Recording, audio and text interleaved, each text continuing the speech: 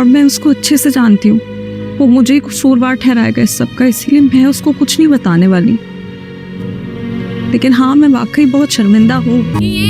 कुछ भी बर्दाश्त कर सकती है,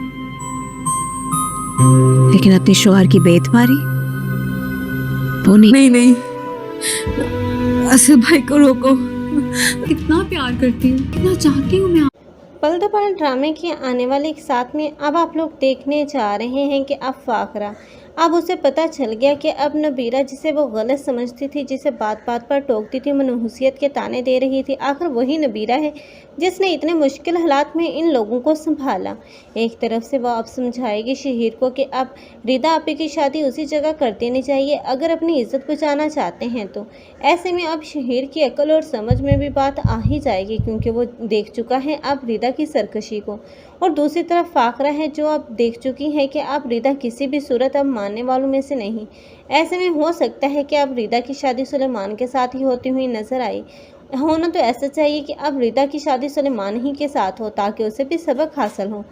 लेकिन दूसरी ही तरफ अब वफा है जिसने अपने जाल में अब सब घर वालों को फंसा कर अब रशीन को गलत साबित तो कर दिया था और रशीन उस घर से भी चली गई। लेकिन यहीं तक अब उसकी मकारियां बस नहीं होंगी, बल्कि उसका मकसद तो अब शहीर की अब बासत की लाइफ में अपनी जगह बनाना है।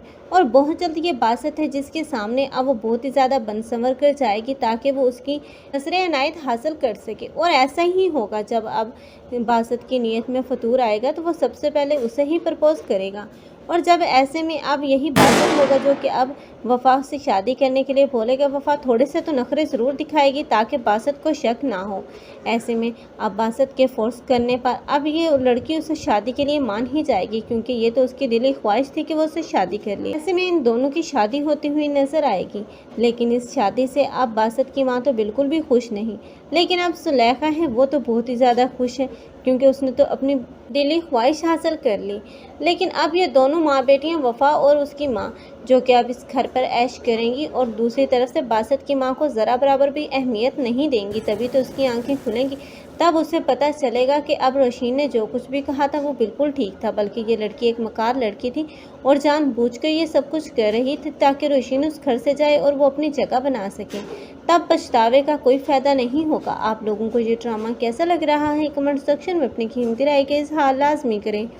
मज़ीद ऐसी वीडियोस के लिए हमारे चैनल को लाजमी सब्सक्राइब कर लें। अगर आप लोगों को हमारी वीडियो अच्छी लगी हो तो वीडियो को लाइक करना मत भूलिएगा। अल्लाह हाफिज़।